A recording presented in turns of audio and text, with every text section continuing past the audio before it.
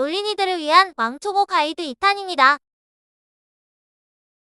오늘은 갱킹에 대해서 알아보겠습니다. 6번째, 케인스러운 동선으로 갱킹을 가세요.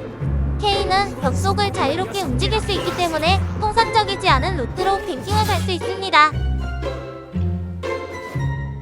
보통 라이너가 와드를 박아두는 위치에서 벗어나서 갱킹을 가보세요. 미니언들이 생성되었습니다.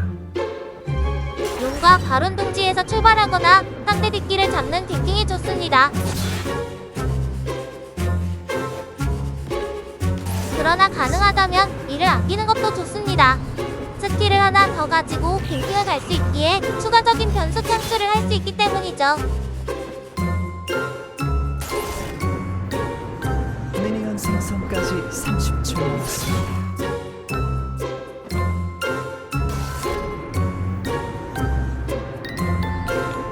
미니언들이 생성되었습니다.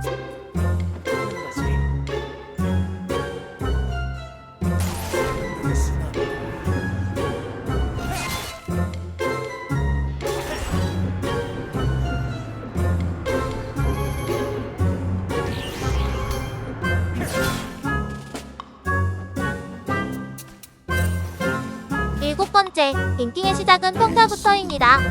갱킹 가자마자 Q나 W를 먼저 쓰시는 분들이 있는데 스킬은 아껴두는 게 좋습니다. 상대가 어떻게 대처하는지를 확인하고 스킬을 써도 늦지 않기 때문입니다. 갱킹을 가면 평타부터 계속 쳐주면서 간을 봅니다. 그러다가 상대가 도망가면 그때 Q를 써서 붙어주세요. 그 이후에 평타 거리가 닿지 않을 때 W를 써주세요. 아군의 CC가 들어가서 확정적으로 W를 맞출 수 있는 경우를 제외하면 W는 웬만하면 먼저 쓰지 말아주세요. W를 먼저 쓰지 않는 이유는 도주하는 상대에게 W를 맞추더라도 슬로우가 짧아서 쫓아갈 수 없기 때문입니다. 8번째, 오브젝트 먹는 속도에 대해서입니다. 다르키는 Q스킬에 붙은 대상 최대 체력 딜의 데미지 때문에 오브젝트가 빠르지만 케인은 그렇지 않습니다. 특히 변신 전 딜 먹는 속도는 굉장히 느립니다.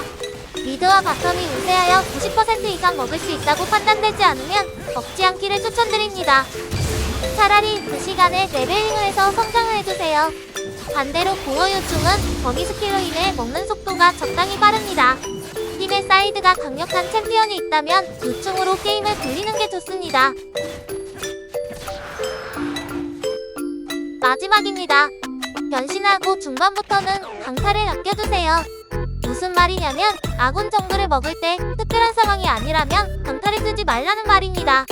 오브젝트 준비, 상대 정글 카정에 쓰는 게 더 유용할 뿐만 아니라 위급한 상황에 상대 챔피언에게 바로 궁을 쓸 수 있도록 하기 위함입니다.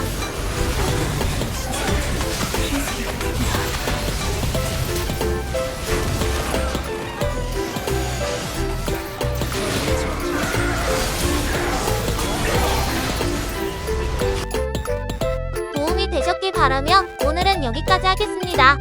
기본적인 내용은 거의 다 마무리가 돼가는 것 같네요. 다음엔 조금 더 디테일적인 부분으로 찾아오겠습니다.